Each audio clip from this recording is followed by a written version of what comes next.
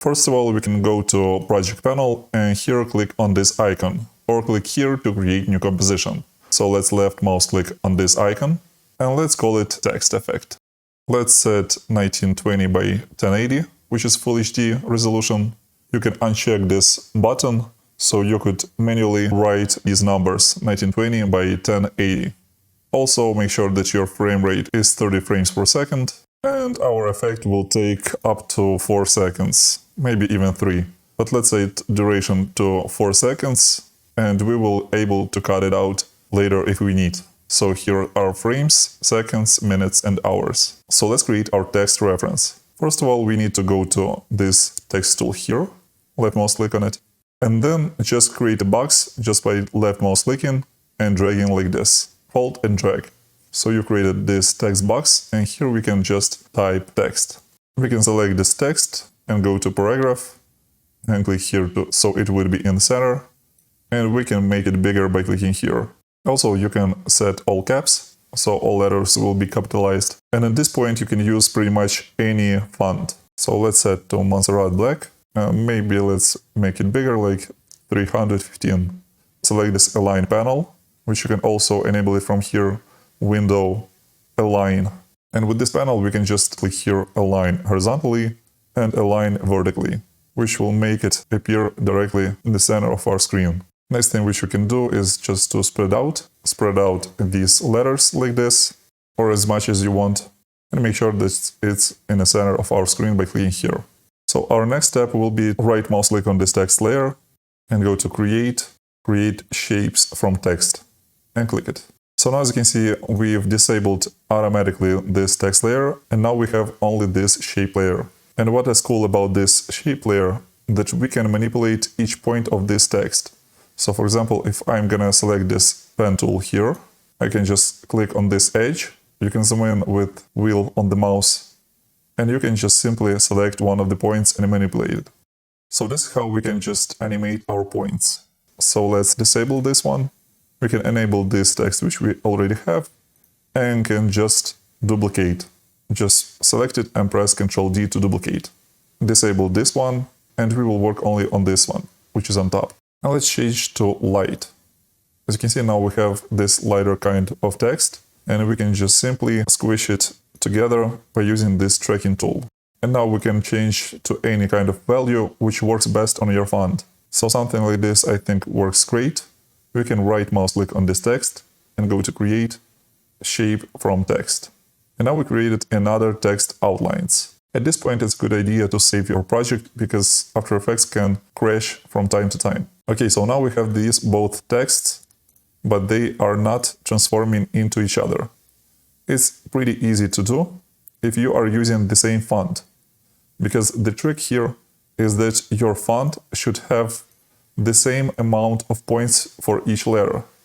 So for example, you can see this letter T, and it has 1, 2, 3, 4, 5, 6, 7, 8 points. And exactly the same number of points you need to have on this other one, which we just created.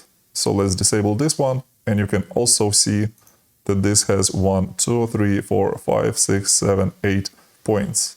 And in this case, it will work just great, because we can just open this first text composition, text layer, and click here to scroll it down, and contents, you can see each of these letters. And what is cool about this, that we can also open here and see also this, each of these letters. And each of the letters have their own path. So we can simply just select it and copy. But before, we want to create a keyframe.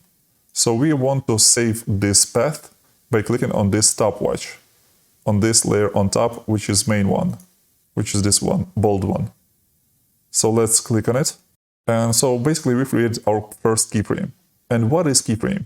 Keyframe is basically point in time which remembers the value of certain property. In our case, this keyframe remembers this point in time, which is 0 seconds at the beginning. It remembers the value of path, which basically this shape. And we can simply just scroll through and then change a bit.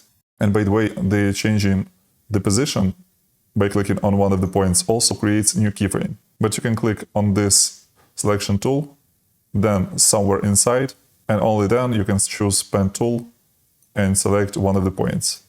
So basically, by changing or moving these lines, you created a new keyframe. And this is how animation works. As you can see, it tries to go from this state of this shape to this state. You can also move around, also move it a bit like this. By the way, you can use wheel on the mouse to scroll in, and also hold spacebar to move around. As you can see, my cursor turned to this hand tool, which allows me left mouse click and drag our window, which is really handy to move around in your image. And once again, you need to select the selection tool, click inside of this mask, and then this pen tool to be able to create new shape. And as you can see, it also created new kind of keyframe. And now it just simply jumps between these keyframes. So it goes to this first position and second position. In our case, we don't want to have these ugly shapes, so we can just select these keyframes and delete them. Just simply select them and press delete on keyboard. And then later, like on 20th frame, we can create another keyframe. But this time we can just simply select this path from this text to outline, which is this one with thin font. We can basically select this path from letter T and press Ctrl C to copy. And then just select this path and press Ctrl V to paste. And now as you can see, it transforms to this kind of letter, which is pretty cool and exactly what we want. So exactly the same we want to do with this letter E. So let's copy this letter, this path, press Ctrl C to copy, then go to this letter E, create a keyframe, then jump to 20th frame, make sure that you've selected the path of letter E, and make sure that you've copied this letter E path by selecting it and press Ctrl C to copy. And then go to letter E here on top and press Ctrl V to paste. So now we already have these two letters, which transforms exactly what we want. In case if your font has different kind of points, you can always just simply go to this 20th frame and manually with this pen tool adjust the position of these points. You can also move around these dots to create another kind of shape to match your second font. But it's much easier to use the same font with same kind of amount of dots. As you can see, it's a lot easier and it works really great and really fast. So let's do the same with the X and T. So let's open this X and T of this text outline, which is on top, which is this one. Let's also create a keyframe for X and create a keyframe for T. And let's go to this layer below. Here, let's copy this X, press Ctrl C to copy, then go to 20th frame.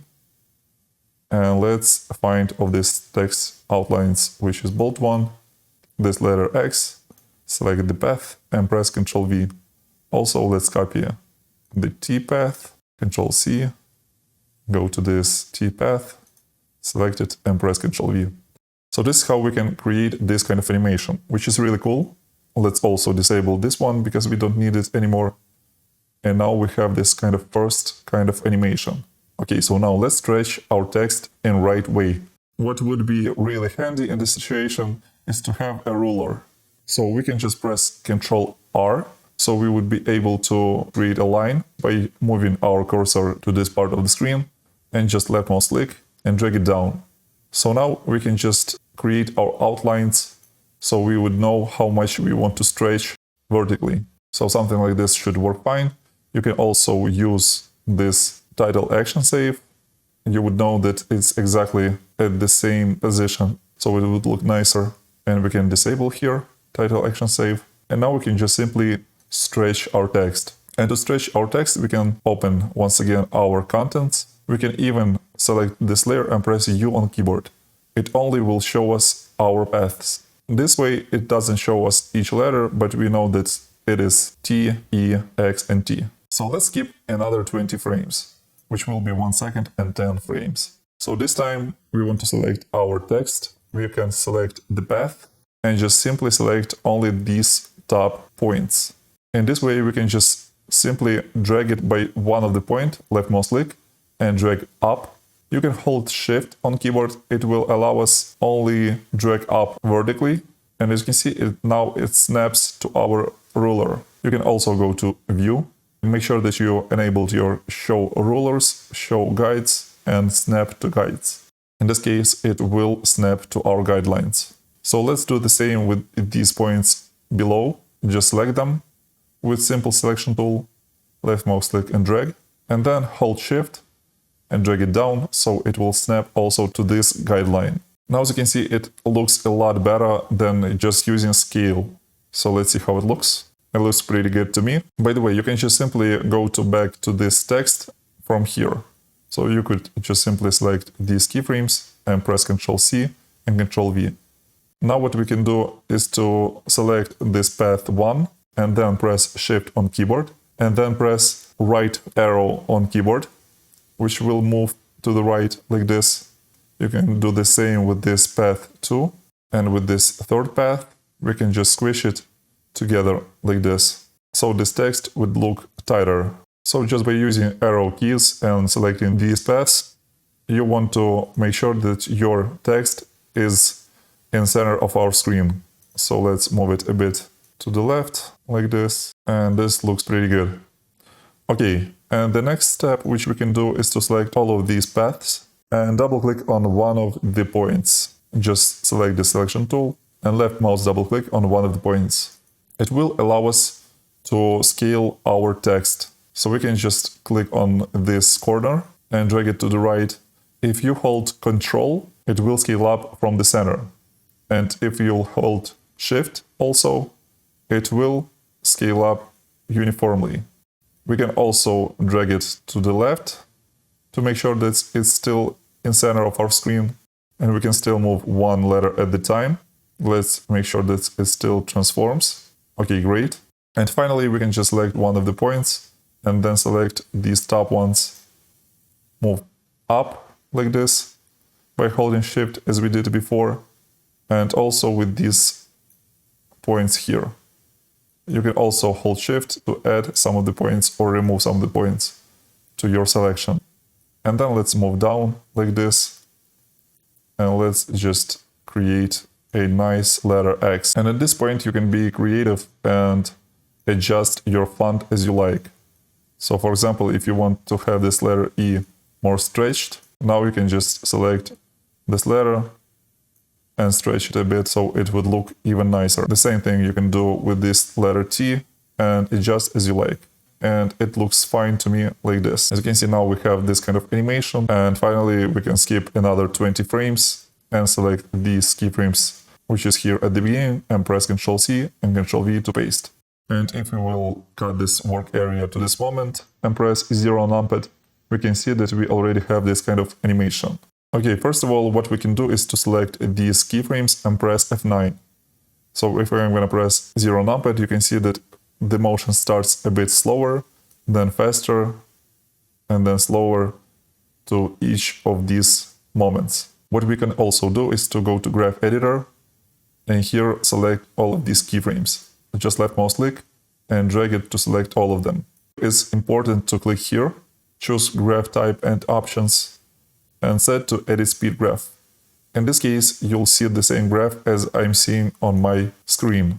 So now when we've selected our points like this, we can simply just left mouse click on this handle, hold and drag it to the left a bit like this, maybe like 90%.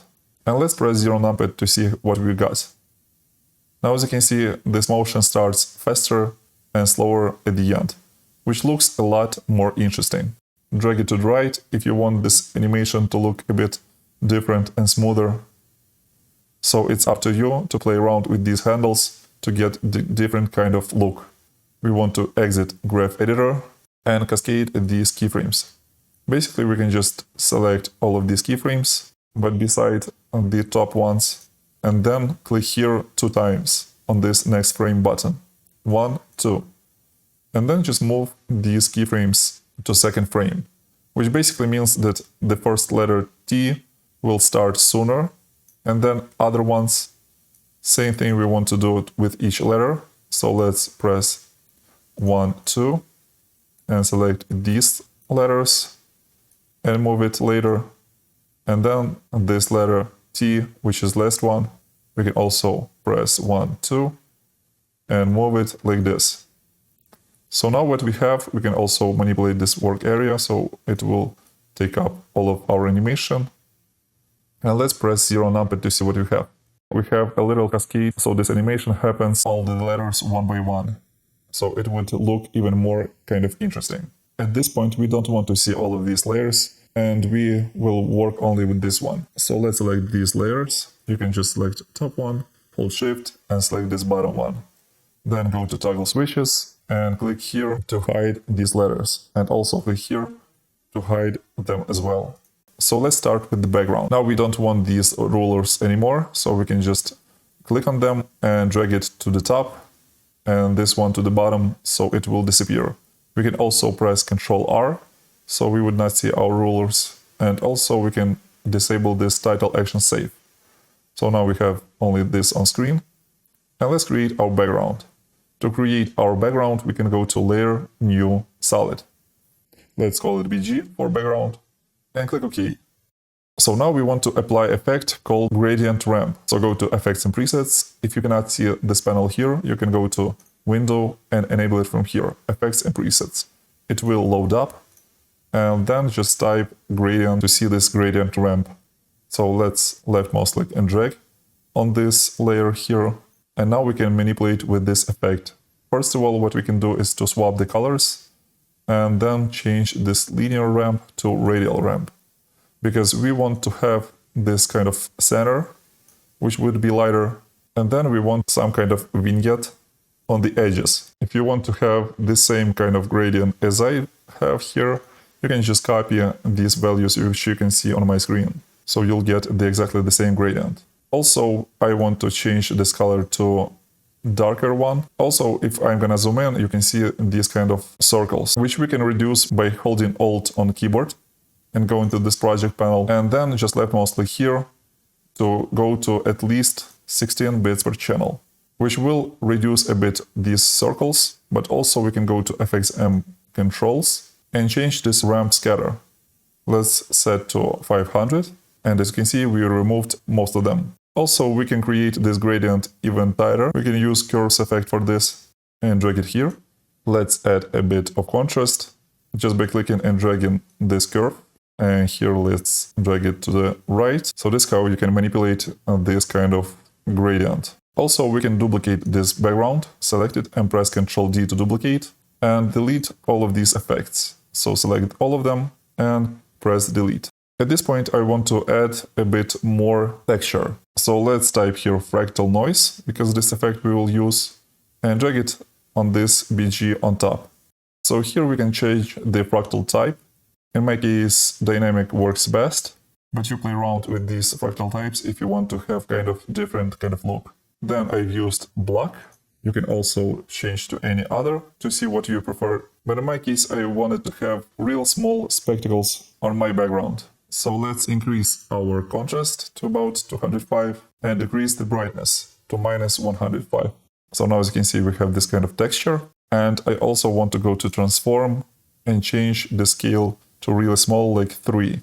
And if I'm gonna zoom in, you can see that we have these really nice dots on our screen. You can change to a bit bigger to see it better. I'm gonna set to 7, so it would be easier after compression of this class video. It should be more visible than if I'm gonna use 3. So I'm gonna use 7, but you play around with the smaller value. And finally, I want to animate this kind of background, so it will not be just static. You can go to Evolution Options and change this random seed. We can hold Alt key on keyboard and left mouse click on this stopwatch next to the random seed. Left mouse click on it, and let's type time multiply 7 and click anywhere like here. So in this case, it will change to random seed, which basically means to random pattern of this kind of spectacles each 7 frames. So as you can see, each 7 frames, it changes. And if I'm gonna press 0 numpad, it looks more interesting. Okay, so we've created our cool texture of the background. We can also click on toggle and switches and change this layer on top to the screen, so it will be on top of our gradient. Once again, I recommend you to use smaller value, so it would be less noticeable. And now let's create some kind of fiery animation. First thing which I want to do is to change this color. I want to have it as a yellow, light yellow, pretty much will be same as white, but I want to have this kind of hint of the yellow. And let's click OK. So here in Fill, we can change the color of the text. So next effect which we are going to apply is Roughen Edges. Basically this effect drives this kind of fiery look. You need to change this edge type to spiky. Edge sharpness we can increase, so it would be not that blurry at the edges like now. We can set it to 4. As you can see now, it's not that blurry. And also we want to animate our evolution. Hold Alt key on keyboard. As you can see, I'm holding Alt. Left mouse click on this evolution. And let's type time multiply to 150, which basically will add more kind of animation to our edges. As you can see, now these edges kind of live a bit. They are changing even if our text doesn't change, which looks more interesting. Next thing which I want to do is to set this playhead to the beginning, and we want to animate this border. So it will get really crazy like this at some points, and then back to normal. So at the beginning, I want to set it to 0. So it would be just nice and clean text. And let's create a keyframe. Then later in the video about these keyframes like this, we want to create another keyframe. So as you can see, we have already this border keyframe. You can press U on keyboard and U one more time to see all of the keyframes. And about here, we can increase the amount of border. Basically, our idea is when these text letters animate, it will distort a bit. So about here, let's set it to a value like 36. And now as you can see, we've added this kind of animation. And about here, we want to set this value to the normal as well. So let's set it to 0. So now we have this kind of cool animation. Same thing we want to do here when it's changing. So we can also select this first keyframe and this last keyframe and press F9, which basically means that this distortion will start slow, then faster, and then slow again, which corresponds to our animation and looks more natural. And then let's skip a few frames like to this kind of time frame, and let's copy this keyframe, press Ctrl-C and Ctrl-V to paste. And once again, about here at the end of the animation, we can copy this keyframe, Ctrl-C, Ctrl-V, so it will get back to normal. And let's skip a few frames like here, copy this keyframe, Ctrl-C, Ctrl-V, go here, and let's copy this keyframe. And here, as you can see, this text is really big, so it's a good idea to skip a few frames and set it to 15. In our case, we don't want to distort this layer on top, because we still need to see our text. So what we can do is just simply select this keyframe, Ctrl-C, Ctrl-V here, and basically it means that it will stay the same like this. And by the end, we can also set it to 0. So let's press 0 on numpad to see what we got. And now as you can see, we have this kind of nice animation, but it's still pretty clean because we need to see our text at all times. What we can do is to close it here and duplicate this text layer. Let's maybe rename it. We can just press Enter on keyboard and let's call it text yellow. And maybe let's add some glow. So let's type here effects and presets glow, scroll it down, and under stylize, let's select this glow and drop it here. So now as you can see, it's turned to white, but we still have this hint of yellow, which works perfect for us, but we can just add a bit of glow radius. Let's set it to 32, so it would be much easier to see. And let's lower the intensity, like to 0.6. So now as you can see, we have this really hot glow inside, and then these edges, which is kind of goes to yellow color, which is exactly what we want. It will blend with other colors even better. Okay, now we can just duplicate this text yellow and press Ctrl-D. And let's rename it text white. So this text white we will leave as it is because it's still white. And this yellow, let's change the color. This time I want to have this yellow really noticeable. Also, I want to delete this glow because we don't want it anymore. And to see this yellow layer better, we can just simply skip 2 frames forward. So let's click 1, 2 and move it forward like this. And now as you can see, we have this kind of yellow color. But if you zoom in, you can see that it still has some kind of shadow. And to avoid this kind of shadow, we can change this mode of this text white to screen. And now we have this kind of nice blend, which we want to have. You can play around with the color of this yellow. It's up to you which kind of color you want to have. But what we really want to do is to press U on keyboard and to see our border. And now I want to change this transformation here. Because here we can add some kind of stylized look to this effect. We can create another keyframe for scale of our roughen edges effect. So let's left mouse click on the scale and press U on keyboard and U one more time, so we would see this keyframe as well. And then skip to this keyframe, which is here. If you hold shift, it will snap to this keyframe. And let's change the scale to a really big value like 250. And now as you can see, we've added this kind of different kind of look to our edge, which gives more complexity to our effect and it looks even more interesting. And here at this keyframe, we can set back to 100. Here we can just copy this 100 again, Ctrl-C, Ctrl-V. And about here, we can also change it to 150. So it would be more noticeable, we can change the border as well. So let's increase it to 50. And as you can see, we have this nice wisps of our border. Let's also go to this keyframe here and let's set it to 50. You can play around with these values as you like. And here at the end, we can set back to 50. So this is basically how you can add this kind of really cool effect with the yellow color. The red color will be much easier to add. As you can guess, we can just simply close this layer and press Ctrl-D to duplicate, move it down, and let's call it red one. Just pressing Enter on keyboard and type red, and simply just change to kind of orangish red color. We can also skip 2 frames, 1, 2, by clicking here. So this is basically how you can add these kind of colors, and it looks pretty cool. You can also press U on keyboard and change these keyframes in between to different kind of values like 150. So it will still get more kind of different edges. If you want to add even more complexity, so here you can also change the scale to 150 and you'll add even more complexity to your effect. It looks pretty cool, but we have really big problem here. I'm gonna click here to deselect all of the layers. You can see that we still cutting our layers like this, and we are not getting this kind of effect on the edges. If you like as it looks, you can leave it as is, but I want to also show you how you can avoid this problem if you don't like it.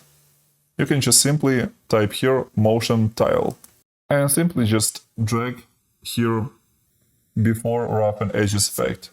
And now as you can see, it adds this kind of edge back in. Same thing we want to do with this yellow one. As you can see, it's cut off.